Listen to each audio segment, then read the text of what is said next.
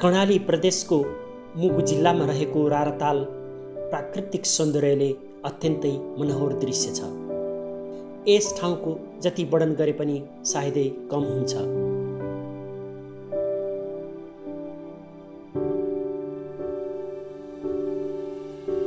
हामीले भ्रमण गर्ने ठाउँहरू सुरक्षित होस् भन्ने सोच्दछौँ, त्यस्तै त्यहाँ आइपर्ने समस्या र जोखिमको बारेमा चिन्ता बढ्दछ। ती ठाउँहरूमा कसरी जाने सही सूचना नपाउँदा अन्यल छाउँछ। फेरि साथीभाइ र परिवारको साथ निस्कँदा धेरै संयमता अपनाउनु पर्ने हुन्छ। धेरै मानिसहरूले रारातालको भ्रमण गर्ने सपना बुनिरहेका हुन्छन्, त्यसैले जीप रिजर्भ गरेर राराताल पुगेको देखिरहेका छौँ। तर त्यसरी हतार हतार गरेर ती उच्च भूभागमा यात्रा गर्दा शरीरमा थकान बढ्ने र खर्च पनि बढ्न जान्छ। यदि तपाईँ प्रकृति प्रेमी हुनुहुन्छ, तपाईँसँग पर्याप्त समय छ र नेपालका दुर्गम बस्तीहरूको बारेमा बुझ्न र अध्ययन गर्न चाहनुहुन्छ, त्यस्तै कम खर्चमा सुरक्षित यात्रा गर्न चाहनुहुन्छ भने यो भिडियो तपाईँको लागि उपयोगी हुन सक्छ।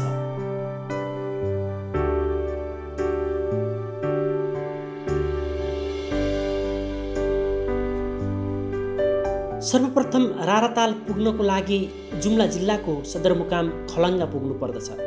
यसको लागि सुर्खेतबाट करिब 240 किलोमिटर बसको यात्रा गर्नुपर्दछ। सुर्खेतको बस पार्कबाट दैनिक 3-4 वटा बस जुम्लाको लागि छुट्ने गर्दछन्। यो यात्रा पुरा गर्न 2 दिनको समय लाग्दछ। बस पार्कको टिकट काउन्टरबाट 1200 रुपियाँ भाडा तिरेपछि आज दिउँसोको 1 बजे जुम्लाको यात्रा सुरु भयो।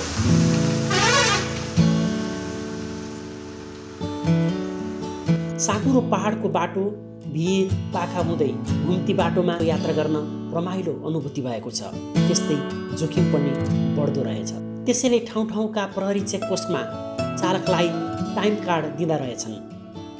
साँझ 6 बजेपछि गाडी चलाउन निषेध गरिएको रहेछ। दुर्घटना न्यूनीकरण गर्न अपनाइएको यो नियम धेरै प्रभावकारी छ।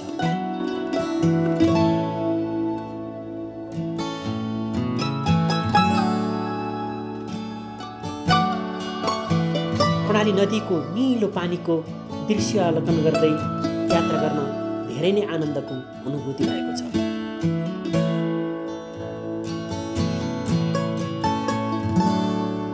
दिउँसो 1 बजेदेखि साँझ 6 बजेसम्म 2 ठाउँमा बाहेक गाडी नरोकिकन दैलेखको कर्णाली नदीको किनारमा बास बस्यौँ।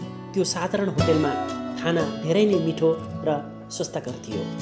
स्थानीय उत्पादनबाट बनाइएको खाना छाकको 120 रुपियाँ मात्र, कति सस्तो। फेरि होटेलमा सुत्नको लागि कुनै पैसा लाग्दो रहेनछ। उनीहरूको सरल व्यवहार र सेवाबाट म धेरै प्रभावित भएको थिएँ।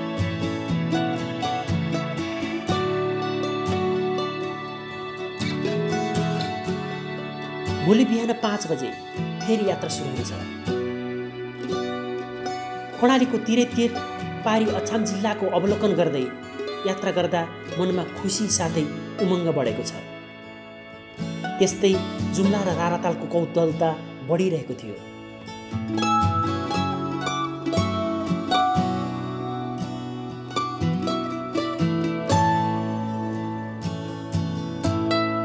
केही ठाउँहरूको सडक बाटो साँघुरो र जोखिमपूर्ण रहेछ।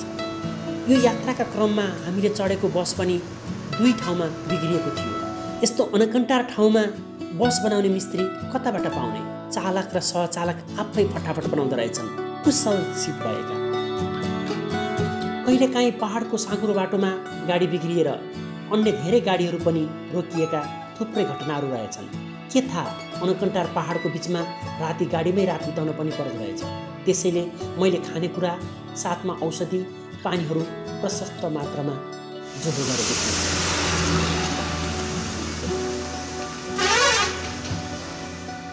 दिउँसो 11 बजिसकेको थियो। कर्णाली नदी पार गरेर कालीकोट जिल्ला प्रवेश गर्यौँ।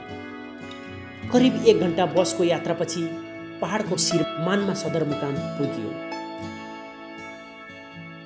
यहाँबाट दैलेख र अछाम जिल्ला, त्यस्तै हामीले यात्रा गरेर आएको कर्णाली नदीको सडक भाग सजिलै अवलोकन गर्न सकिन्थ्यो।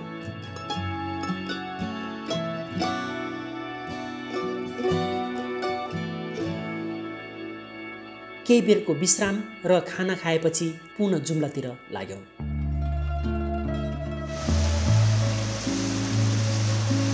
अब कर्णाली नदी भने झरना जस्तो देखिँदै थियो। सडकको किनारमा विश्वास मानिएको शक्तिपीठ पनि रहेछन्। दर्शन गरेर हामी जुम्लाको राजुली गाउँ हुँदै साँझ 4 बजे नागमा बजार पुग्यौँ। करिब 205 किलोमिटरको यात्रापछि अब हामी गन्तव्यमा पुग्न 35 किलोमिटर मात्र थियो। धेरै यात्रुहरू यही नागमा बजारमा झरेका थिए। यस नागमा बजारबाट सिन्जा हुँदै पनि राराताल पुग्न सकिँदो रहेछ। राराबाट यही बाटो फर्कने योजना बनाएको छु। नास्ताको लागि केही समय गाडी रोकियो। म भने केही तल नदीको तीरमा पुगेँ। अहो, कर्णाली क्षेत्र पनि प्रदूषण भइसकेको रहेछ। फोहोर शौचालय नदीको किनारमा अव्यवस्थित रूपमा फालेको देखियो।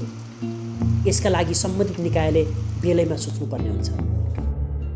खलङ्गा जाने यात्रु हामी कम भयौँ, त्यसैले चालकले हामीलाई अर्को गाडीमा चढाइदिनु भयो।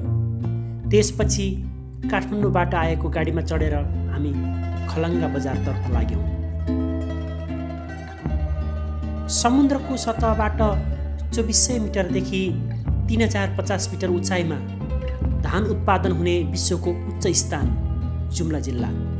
यो कार्तिक महिनामा जुम्लीहरू धान भित्र्याउने चटारोमा व्यस्त रहेछन्। केही बेरको यात्रापछि तातोपानी हुँदै चन्दननाथ नगरपालिकाको खलङ्गा बजार पुगेपछि एक स्थानीय होटेलमा बास बसे।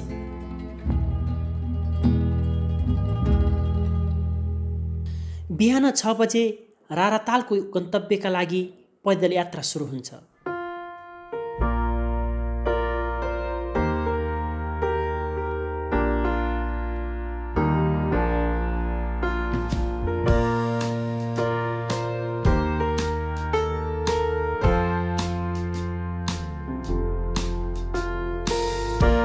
भिरालो बाटो हुँदै करिब 3 घण्टाको यात्रापछि ठुलो पहाडको शिरमा पुग्यो। डाफे चराको जस्तै ठाडो शिर भएर यसको नाम पनि डाफेभिर रहेछ। मसँग यात्रामा अरू पनि साथीहरू जुम्लाबाट सँगै आउनुभएको थियो। उहाँहरू यस 3 घण्टाको उकालोमा थाक्नु भएको थियो।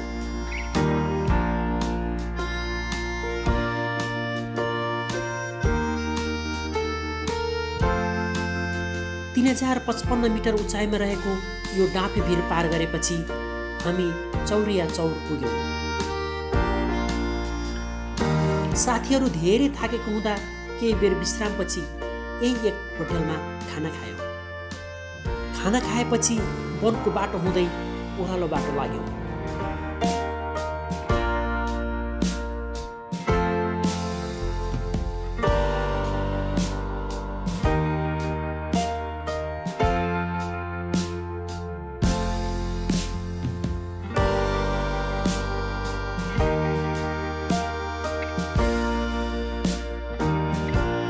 साँझ 6 बजे हामी चौथा गाउँमा पुगेर बास बस्यौँ। बिहान चिया पिउने बित्तिकै म आफ्नो गन्तव्यतिर लागेँ। साथीहरू पनि हिँड्ने तर्खरमा हुनुहुन्थ्यो। म भने उहाँहरूलाई पुग्न सकिनँ। उहाँहरूको गतिमा मलाई हिँड्न ढिलो महसुस भएको थियो, किनकि आज म जसरी पनि राराताल पुग्ने थियो। यति सानो बालकले यसरी पानी बोकेको देखेर बालपनको याद आयो। केही घण्टाको हिँडाइपछि बुम्रा पुगेर नास्ता गरे।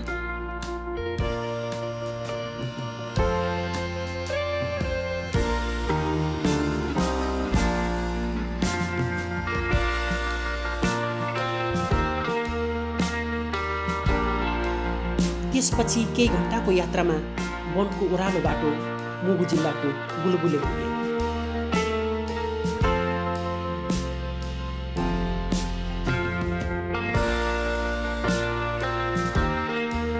बुलबुलेबाट पारीको रोवा गाउँ अति सुन्दर देखिन्थ्यो। त्यहाँ तल फेदीमा झरेपछि मोटर बाटो आइपुग्यो। त्यसपछि म त्यही मोटर बाटो हुँदै पिना गाउँसम्म पुगे। पिना गाउँको जनजीवनले कर्णालीको वास्तविकता र यथार्थलाई बुझाउँदो रहेछ। हामीले दशकौं अगाडि सुनेको कर्णालीको कथा र व्यथा अहिले पनि उस्तै रहेछ। मुगुको यो पिना गाउँ मैले प्रतिबिम्बित रूपमा पाएँ। स्कुल जाने उमेरका नानी बाबुहरू गोठालो हिँड्दा रहेछन्।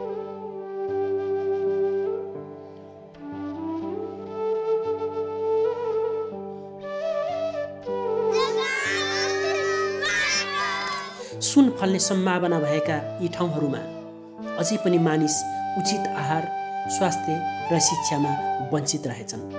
कान्जिरो हिमाल, रारा से फोक्सोन्डो ताल हाँसिरहेको यो स्वर्गभूमिमा कर्णालीको हाँसो घुमेको पाएँ।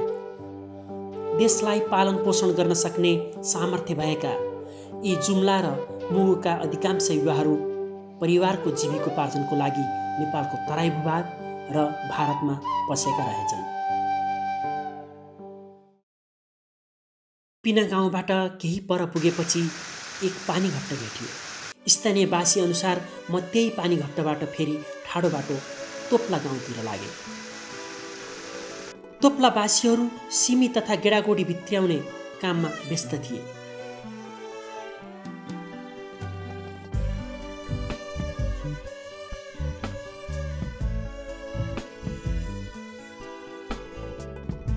केही बेर उनीहरूसँगको वार्तालापपछि म तोप्लाको उच्च भागमा पुगेँ।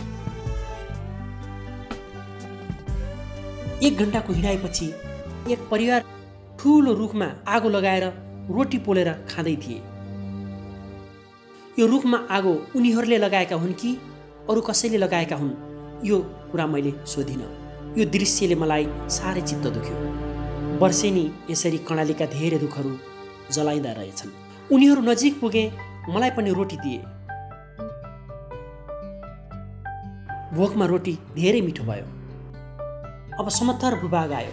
सिमसिम पानी र चराहरूको आवाजले मन आनन्दित भएको थियो। 1 घण्टाको हिँडाइपछि रारा तालको किनारमा पुगे।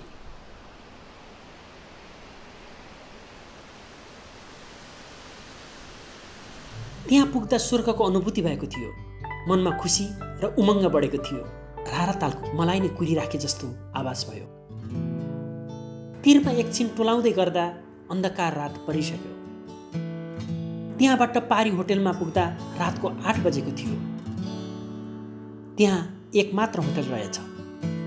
अबेर भएको कारण गल्लीको एक सानो खाटमा बल्ल तल्ल ठाउँ मिल्यो। खाना खाएर त्यहीँ सुते। यो होटलमा खाना र बस्न काठमाडौँको भन्दा महँगो रहेछ। मानिसहरूको अति भिड भएको कारण होटेलवालाहरू सेवाग्राही देखिँदैनथे। विभिन्न ठाउँबाट आएका नेपाली तथा विदेशी पर्यटकहरू रमाइरहेका थिए। त्यो सुनसान स्वर्गभूमिमा कोलाहल मध्यरातसम्म चलिरहेको थियो। बिहान उठेपछि राराको दर्शन गर्न पाउँदा हिजोको सबै दुःख कष्ट बिर्साइदियो।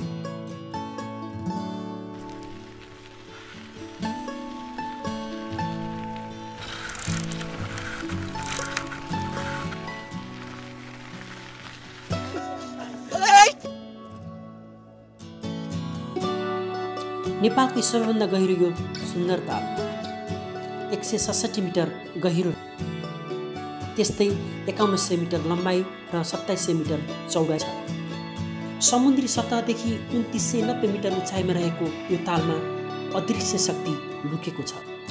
जङ्गली जनावर र अथाह जैविक विविधताले भरिएको यो राष्ट्रकै सम्पत्ति अहिलेदेखि नै संरक्षण गर्न जरुरी देखिन्छ।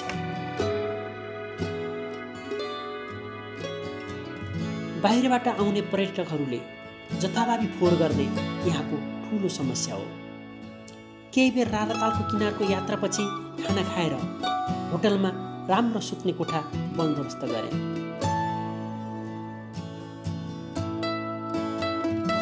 त्यसपछि राराताल माथिको मुर्गाथुम गाउँमा पुगे।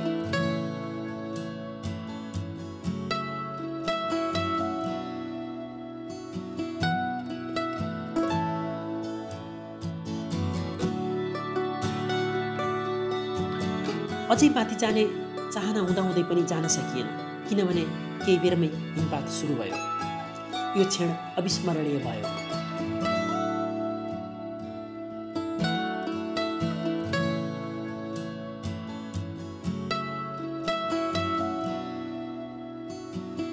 साँझ परेपछि होटलमा फर्किएँ। हिजो छुटेका साथीहरू आइपुग्नु भएको रहेछ।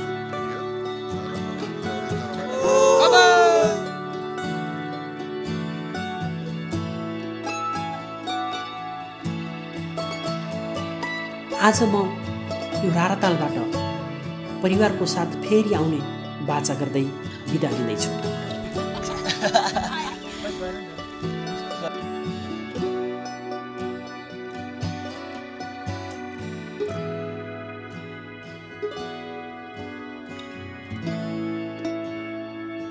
मुर्गाथुम गाउँ हुँदै गुरुसिंह डाँडा पुग्दा धेरै रमाइलो भएको थियो।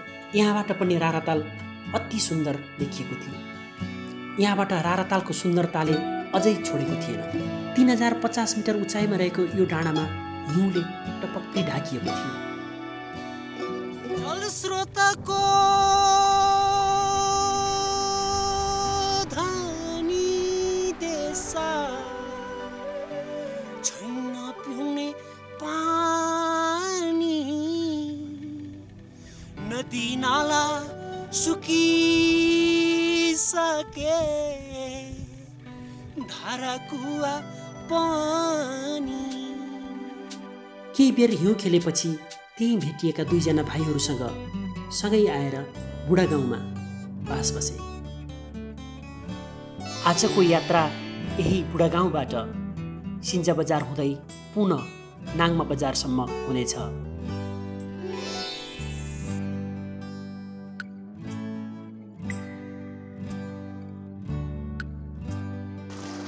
मानव सभ्यताको इतिहास बोकेको यस सिन्जा बजार धेरै नै रमाइलो लाग्यो। केही पैदल यात्रापछि एउटा गाउँमा पुगे। त्यो गाउँमा पूजा चलिरहेको रहेछ। उहाँहरूसँग एकछिन रमाइलोमा भुले।